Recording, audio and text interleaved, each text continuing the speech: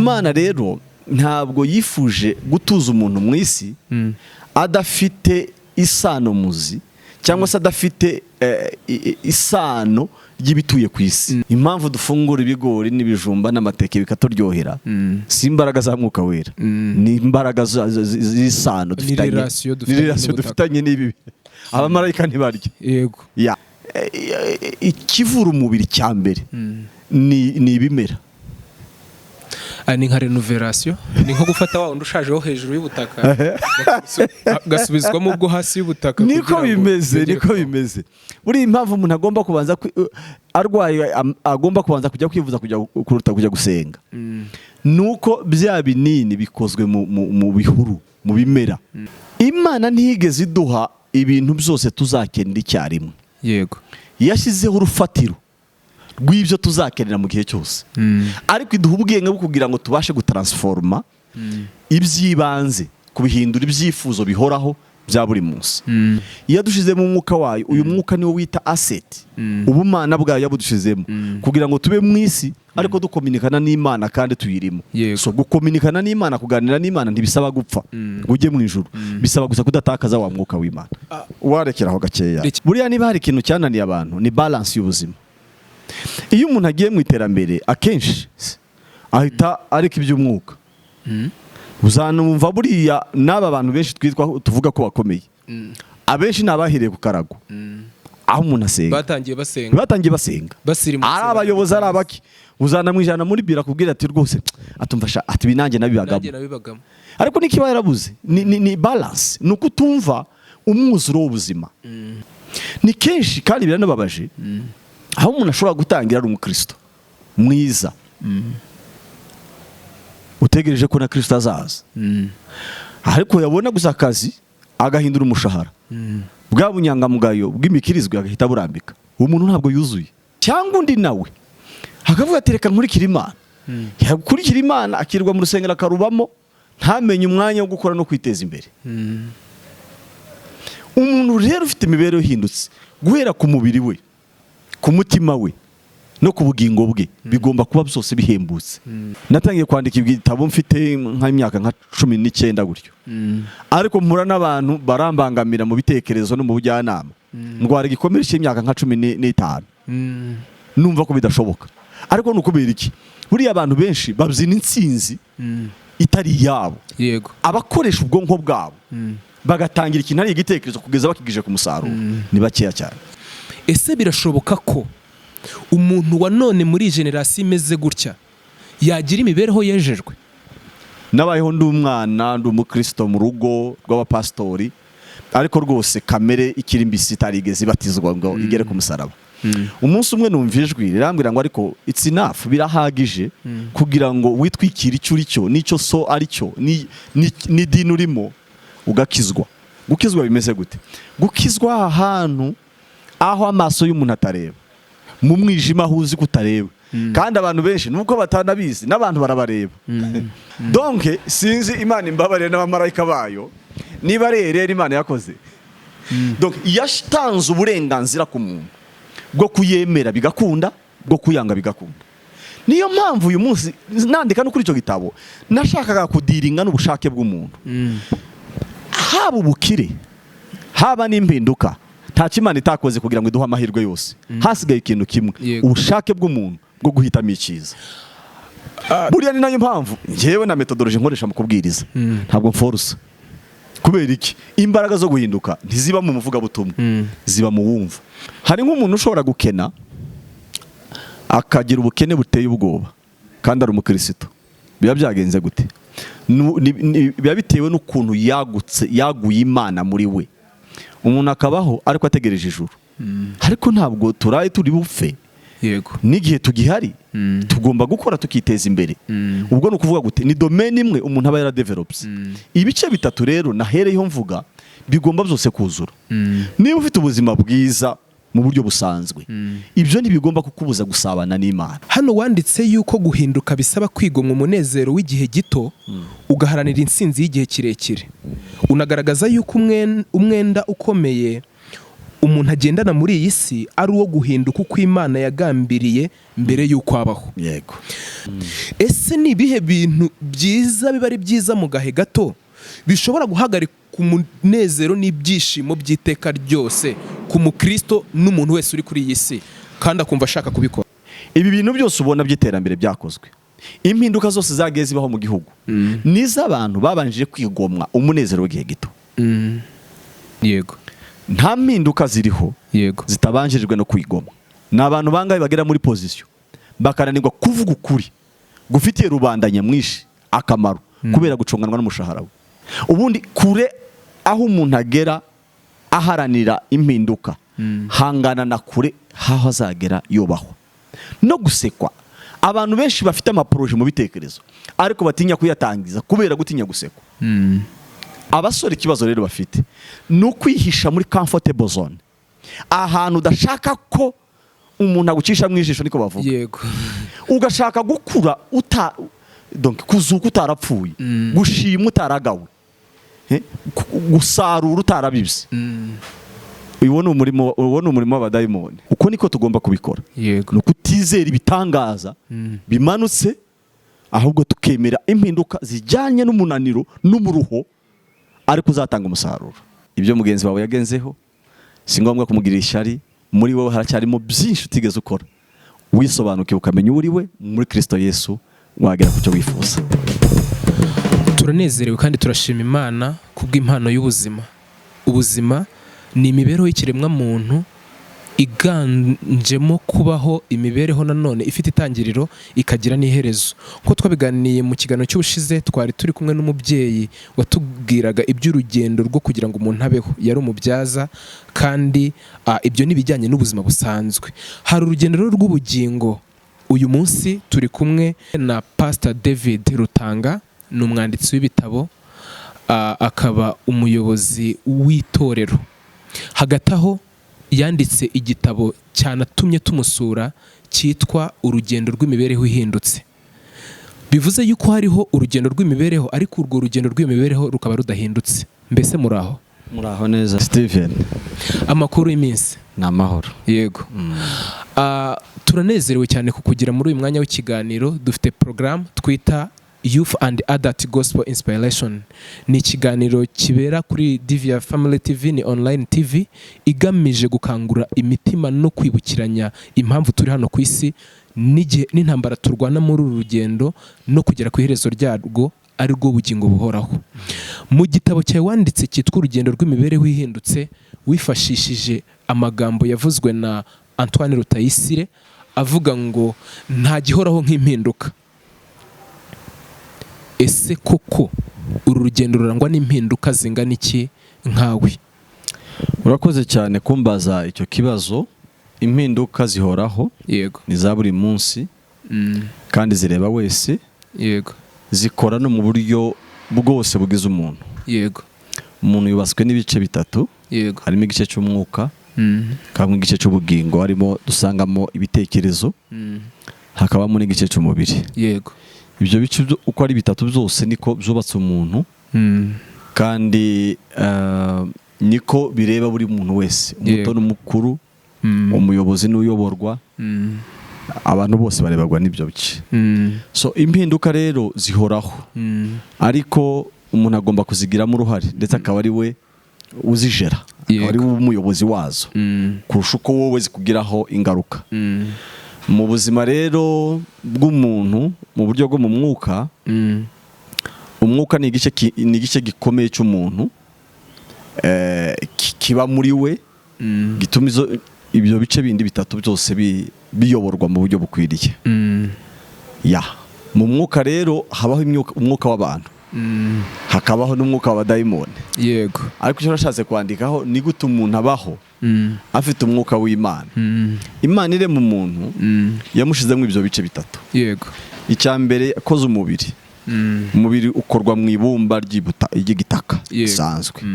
Hanyuma Imana imuhumekera mu mazuru umwuka wayo. Yego. Umuntu ahinduka ubugingo buzima.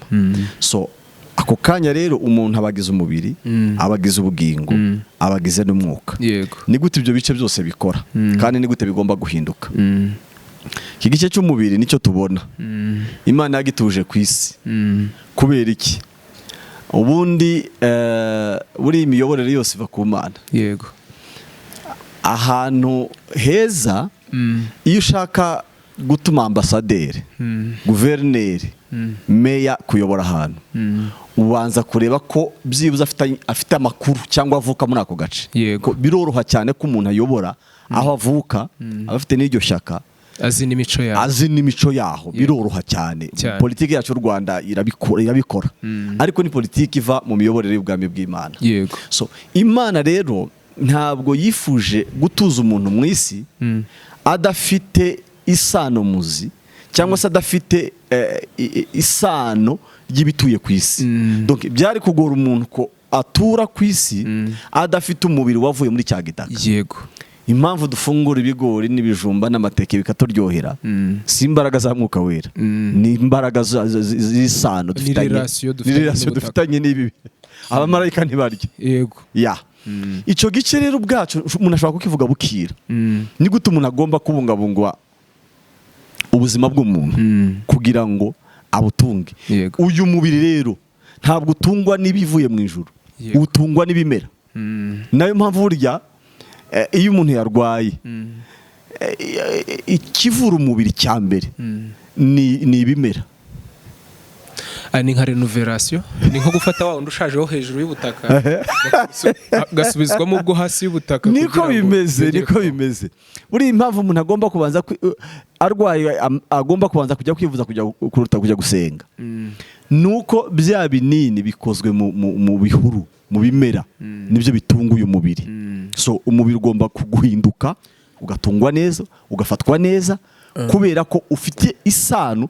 n'ibi bice bindi biri hano bivuze ngo niba umubiri utamerewe neza imbere yo kujya aho igihe uri gusenga cyane wajya kwivuza banza ujye kwivuza banza ubishakire mu mbuto ubishakire mu biribwa urebe ko nta karansi umubiri wagize ndaguha urugero rumwe icyambayeho nigeze kujya mu gihugu kimwe mu ivugabutumwa noneho ngira ibyago ahantu bancumbikiye muri hoteli bacana munsi sinamenye ukuntu umwotsi n'umuriro n'icyokere byazamutse bingeraho narapfuye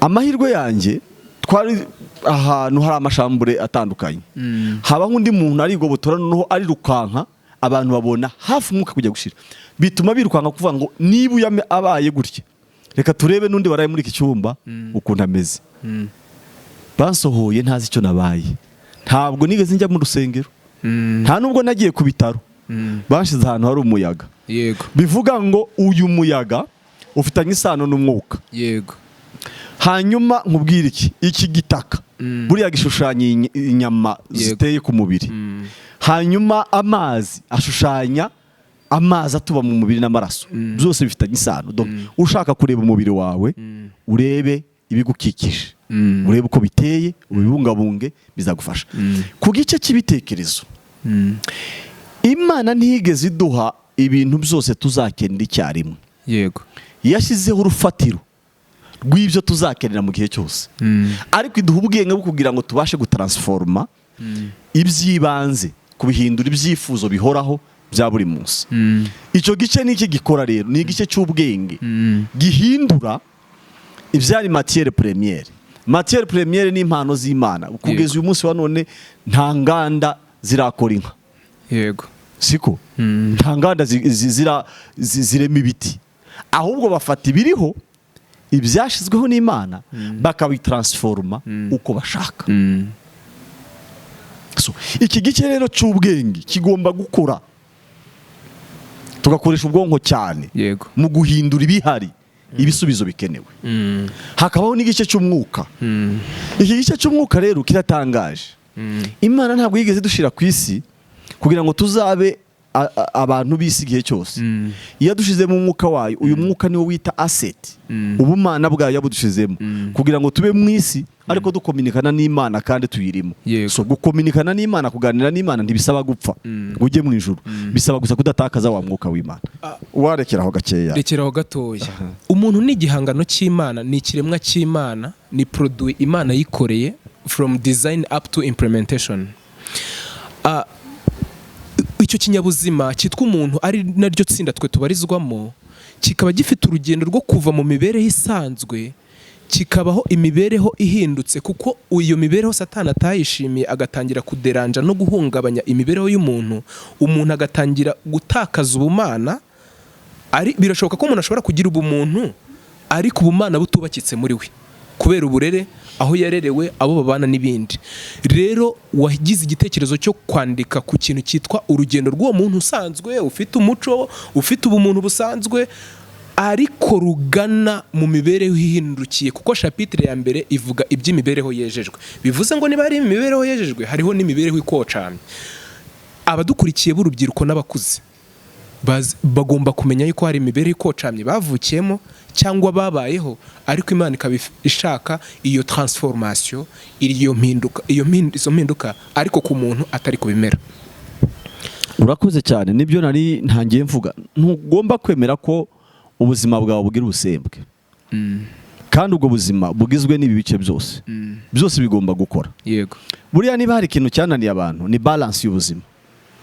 Iyo umuntu agiye mu iterambere akenshi ahita ariko iby'umwuka. Uzanumva buriya n'aba bantu benshi twitwa tuvuga ko bakomeye, abenshi nabahiriye ku karago, aho umuntu asenga, batangiye basenga ari abayobozi, ari abaki.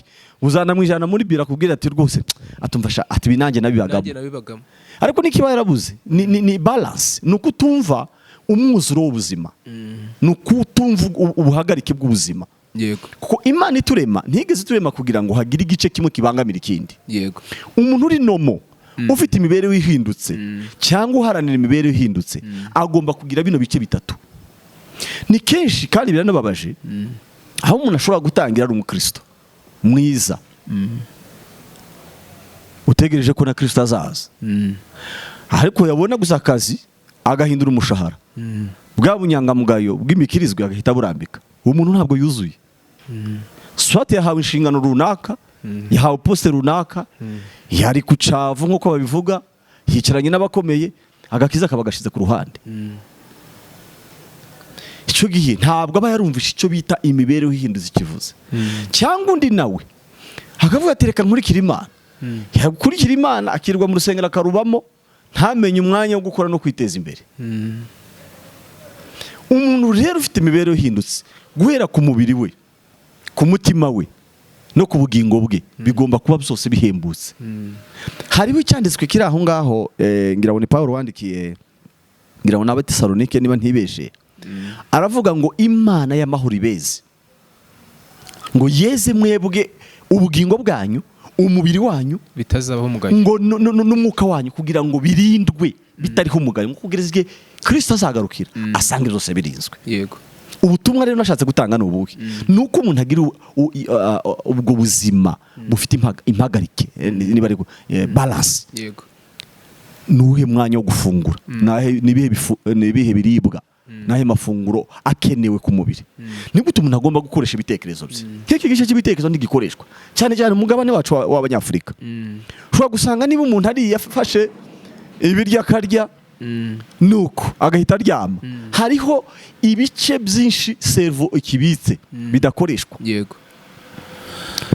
ntangira kwandika ibitabo barambwira ngo ni umuco w'Abanyamerika, ni umuco w'abazungu. Urandika igitabo gute? Natangiye kwandika ibitabo mfite nk'imyaka nka 19 gutyo, ariko mpura n'abantu barambangamira mu bitekerezo no mu bujyanama, ndwara igikomere cy'imyaka nka 15, numva ko bidashoboka. Ariko nukubera iki? Buriya abantu benshi babyina intsinzi itari yabo. Yego, abakoresha ubwonko bwabo bagatangira ikintu ari igitekerezo kugeza bakigije ku musaruro ni bakeya cyane. Yego, ariko niki Imana yadushize mu bwenge, idushiramo ubwenge, idushiramo imyuka 7, umwuka wo kumenya, umwuka wo guhishurirwa, umwuka w'imbaraga, umwuka w'ubuhanga. Iyo myuka yose 7 idufasha iki? Kumva imbaraga z'ubumana ziri muri twebwe. Ni gute tuzikoresha mu bitekerezo byagutse? Mfite ikibazo gitoya nshaka kukubaza mbere ko dukomeza kubikurikiyeho bijyanye n'icyo gitabo. Uyu munsi turi urubyiruko, turi abasore, hariho abasaza bari mu zabukuru, n'abakecuru n'abamama n'abibikwerere bariho ku isi basanzwe, ariko hakabaho ikibazo nibaza kimeze gitya. Ese birashoboka ko umuntu wa none muri generasiyo imeze gutya yagira imibereho yejejwe cyane. Bitabaye gutyo Kristo yaba yarapfiriye ubusa. Bitabaye gutyo umurimo w'Imana waba warahindutse mfabusa. Buriya hari ikibazo kimwe abantu bagira, hari ukuntu bareba ubwinshi bw'ibyaha bakora bakibagiza umugambi wari uhari. Yego. Ntabwo ibyaha byaje kumaraho umugambi w'Imana, nubwo binakorwa ariko ntabwo byigeze bimara umugambi w'Imana. Bibiliya iravuga mu Efeso, iravuga ngo yagambiriye kera, yego, tutarabaho kugira ngo duhinduke tugize urukundo rwa Kristo muri twebwe. Ibyaha birakorwa ariko ntabwo byigeze bimara gukizwa. Yego. Oya, ntabwo ari byo. Hari n'ababitekereza bakavuga ngo byashoboka. Nk'ikintu kiriho cy'ikinyoma uyu munsi wa none, ngo umuntu ashobora kubaho atabeshya. Hari n'ikindi kintu nkunze kumva abantu bavuga ngo se umuntu ashobora kubaho atiba, ugatungwa n'ibyawe gusa. Ubwo ni ubwinshi. Ubundi iyo umuntu yatinze mu mwijima, hari igihe yita umwijima umucyo. Ariko umunsi ugize umugisha ukabona umucyo, nubwo wari muto, nibwo umenya aho watinze uko hameze. Ntabwo ari byo rwose. 2016 natangiye urugendo rw'impinduka. Yego. Kuko umuntu agira shift, agira phase. Nabayeho ndi umwana, ndi umukristo mu rugo rw'abapastori, ariko rwose kamere ikiri mbisi itarigeze ibatizwa ngo igere ku musaraba. Umunsi umwe numva ijwi rirambwira ngo ariko it's enough, birahagije kugira ngo witwikire icyo uri cyo, n'icyo so ari cyo, ni dini urimo ugakizwa. Gukizwa bimeze gute? Gukizwa ahantu aho amaso y'umuntu atareba, mu mwijima aho uzi kutareba. Kandi abantu benshi nuko batanabizi, n'abantu barabareba. Kuwa gatandatu ngiye nkunda koga, siporo nkora ya buri munsi cyane no koga. Nkunda koga cyane, mara nk'amasaha 3 mu mazi. Kuwa gatandatu nagiyeyo, nari naniwe cyane. Yego. Mbona umusore umwe araje, hari ubukwe hano hafi sikera, kuwa gatandatu yo. Noneho aza yirukanka ajya mu bwato, kuko tuziranye, ndamusatira nshaka kumusuhuza. Ariko numva akajwi karambwiye ati wamwihoreye kanya gato ukareba ikimuzanye. Ndifata. Akaba yarafite ibintu mu mifuka bibyimbye, akuramo kimwe, sanga n'amazi aragotomeye. Ariko uko arimo kunywa akajya areba ku mpande. Ndamucunga, nari hafi ye kuko ntiyambonaga, nari mu mazi. Afashiye irindi cupa ringana nk'uko ry'inzoga. Ni umukristo ndamuzi, n'itorero usengera muri hano. Ararinyweye. Noneho abari njye ugira ubwoba, ntangira kwika mu mazi cyane kugira ngo tudahuza amaso. Uzi ko umuntu akora icyaha umuziranye akaba ari wogira isano ugahunga. Ibyaha birahari, yego, birimo birakorwa. Ariko ubumana budutera no gukizwa buracyahari. Yego. Kandi n'abakizwa barahari. Mu bintu wanditse ku musozo w'igitabo harimo amagambo nifuza gusomera abadukurikiye, avuga ngo nta kimana izakora kirenze icyo yakoze kugira ngo use nayo. Imbaraga zo gusa nayo zisigariye mu bushake bwawe bitewe n'ibyo warambiwe. Yes. Harimo amasomo abiri, Steven. Isomo rya mbere ni ubushake. Mu bushake nabutinzeho cyane, n'ubu ndacyabuvugaho, naratangaye. Imana yakoze byose bishoboka. Igeraho yohereza n'umwana wayo. Buriya kohereza Kristo harimo impamvu imwe. Yari nka chance yindi ya kabiri yo kugira ngo yegereze ubumana bw'aya abantu. Ni nkaho yavuze ngo njyewe naje ndi Imana. Yego. Abantu uhereye kuri Adamu ntabwo yanyibonyemo, ntabwo yanyise, ntabwo yansanze, ntabwo yanshyikiriye. Reka noneho mpinduka umuntu. Yego. Mvuke nk'umuntu, mvukire mu nda y'umugore, nkurire mu rugo, se n'abantu, nsoze n'abantu, mbabarane nabo. Noneho hanyuma mpinduka Imana, mbereke ko uko nabaye umuntu ndi Imana, ni nako bishoboka ko umuntu ashobora gutakaza ubumuntu akaba Imana. Niba Imana yarabaye umuntu, birashoboka ko n'umuntu yagira ubumana. Yego. Yasa nayo. Yohereza Yesu. Ni naho Paulo yanditse aravuga ngo subwira biratangaje. Sugushidikanya mu bwiru bw'Imana burakomeye. Imana guhinduka umuntu ikabonwa n'abantu. biratangaje. Ariko ibyo byose gitangaje umuntu nigeze asa n'Imana kubera impamvu imwe, imbaraga z'ubushake buba mu muntu. Izi imbaraga z'ubushake ni ubuzima gatozi umuntu agenga umunsi ku wundi. Aravuga ngo nanze Imana ihari yaranoheje Yesu agapfa bigakunda. Donc sinzi Imana imbabarire n'abamarayika bayo niba rero Imana yakoze. Donc yatanze uburenganzira ku muntu bwo kuyemera bigakunda, bwo kuyanga bigakunda. Niyo mpamvu uyu munsi nandika no kuri icyo gitabo nashakaga kudiringa n'ubushake bw'umuntu. Haba ubukire, haba n'impinduka, nta kimana itakoze kugira ngo iduhe amahirwe yose. Hasigaye ikintu kimwe, ubushake bw'umuntu bwo guhitamo icyiza. Buriya ni nayo mpamvu njyewe na metodology nkoresha mu kubwiriza ntabwo mforusa. Kubera iki? Imbaraga zo guhinduka ntiziba mu muvugabutumwa, ziba mu wumva. Ku kintu bita guhinduka cyangwa kugira ubushake bwo guhinduka uko Imana ishaka, bisaba urubyiruko n'abadukurikiye ko babanza kongera kwibutswa uburyo twangiritsemo. Hari igihe umuntu avuka ari amahoro akabona ntarwaye, akabona ntagize iki na kino kimutera kumva ko hari ubwangirike afite. Ese koko birashoboka ko umuntu usanzwe akeneye impinduka zo mu byamwuka, la vie spirituelle ye ikeneye impinduka, kabone n'ubwo mu by'ubuzima byaba ibintu bigenda neza? Subira mu gatoya. Umusore n'umuntu mukuru badukurikiye, umuntu ashobora kuvukira mu muryango mwiza, abona ibikwiriye byose, ari inziramuze, ari healthy, afite ubuzima bwiza, akabona akura mu myaka yunguka ubumenyi, ariko ibyo bikaba ari iby'ubuzima, akaba atazi ko akeneye impinduka zo mu bijyanye n'ubuzima bwe byamwuka, kubera yuko atazi ubwangirike afite, kubera ko yasanze ibintu byose bisa nk'ibiteguye. Ese ubwangirike bwa muntu nubuhe bukeneye impinduka iturutse ku Mana? Urakoze cyane. Ubundi ntabwo ikimenyetso cy'ibyo utunze aricyo kigaragaza ko wahindutse. Yego. Oya. Ahubwo nuko ubitegeka. Ubu ngubu dufite ikibazo cyinshi, nidusubira kuorganiza ikindi kiganiro, mfite ikindi gitabo gikomeye nanditse cy'umuryango, aho abantu bibaza ngo kubera iki abantu barimo gushenya ingo. None igitangaje twari tuzi ko abazisenya ari abakene, ariko siko. Ubu ngubu abaza kwisonga n'abafite ibyo batunze. Ariko ni iki? Ni igihe umuntu afite ibitekerezo bisherwa n'amafaranga. Ni ukuvuga ngo ntatunze amafaranga, atunzwe n'amafaranga. Yego. Kubera ko rero umuntu atafite ubwo bumana n'uwo mwuka w'Imana n'izo mbaraga z'Imana zo gutegeka ibiriho, ibyo biramutegeka.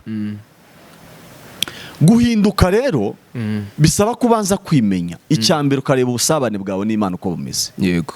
Iyo ni point ya mbere. Ya mbere. Ni gute ubuzima bwanjye bwo mu mwuka bwahembutse, bwubakitse gute? Yego. Kubera ko ibi bindi biri hano inyuma bigengwa n'ibiri imbere. Aho ni ahantu hambere umuntu akwiriye kureba. Ariko kandi niba Imana iri muri wowe, ukumva ubuzima bw'umwuka bwarahembutse, ufite ubusabane, ntibigomba kugarukiraho. Ugomba no kumenya ngo ariko Imana ikorera muri njyewe bingana iki, yampaye kwaguka bingana gute. Kuko hariho uburyo bubiri. Nabaye mu cyaro, hari ikintu kimwe cyanteye ubwoba, cyatumye numva n'ukuntu abantu babaho igice kimwe gikora, ikindi kidakora. Hari nk'umuntu ushobora gukena akagira ubukene buteye ubwoba kandi ari umukristo. Biba byagenze gute? Biba bitewe n'ukuntu yaguye Imana muri we. Umuntu akabaho ariko ategereje ijuru, ariko ntabwo turaye turi bupfe.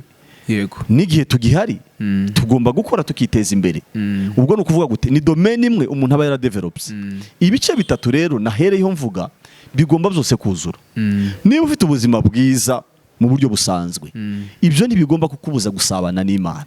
Umuntu akwiriye gufata amasaha y'ubusabane bwe n'Imana. Icyo gihe ni iki? Ni umutima usabana n'Imana. Umuntu agomba gufata umwanya wo kwagura ibitekerezo bye, akajya mu mishinga y'iterambere. Umuntu agomba gufata umwanya wo kwita ku mubiri we, akawugaburira, ukaruhuka, akawitaho, akawuhagira, akawumisha hakwiriye. Ibyo bice byose bitatu umuntu agomba kubireba. Hari umwanditsi umwe wanditse bita Eric Warren mu gitabo cyitwa ubuzima bufite intego, avuga ngo roho nzima mu mubiri muzima. Hano wanditse yuko guhinduka bisaba kwigomwa umunezero w'igihe gito, ugaharanira intsinzi y'igihe kirekire. Unagaragaza yuko umwenda ukomeye umuntu agendana muri iyi si ari uwo guhinduka uko Imana yagambiriye mbere y'uko abaho. Yego. Ndifuza kukubaza akantu gato kuri iyi ngingo. Turiho dukurikiranywe n'urubyiruko, abantu bari mu ngeri zitandukanye z'ubuzima. Ese ni ibihe bintu byiza biba ari byiza mu gahe gato bishobora guhagarika umunezero n'ibyishimo by'iteka ryose ku mukristo n'umuntu wese uri kuri iyi si kandi akumva ashaka kubikora? Ubundi abongereza baravuga ngo there is no success without sacrifice. Nta ntsinzi ibaho idahereye ku kwigomwa. Banavuga ko ari no gain without pain. No gain without pain. Nta kintu na kimwe ushobora kugeraho utabanjije kwigomwa. Ndaguha urugero, mfite wowe nije nyoboye y'umuryango. Nayitangije muri 2015. Itangiye gutanga umusaruro muri 2023. Igitabo nanditse cy'umuryango ni volume nini cyitwa Master Plan of Unshakable Family, cyangwa se igishushanyo mbonera cy'umuryango mwiza. Nakimazeho imyaka 3.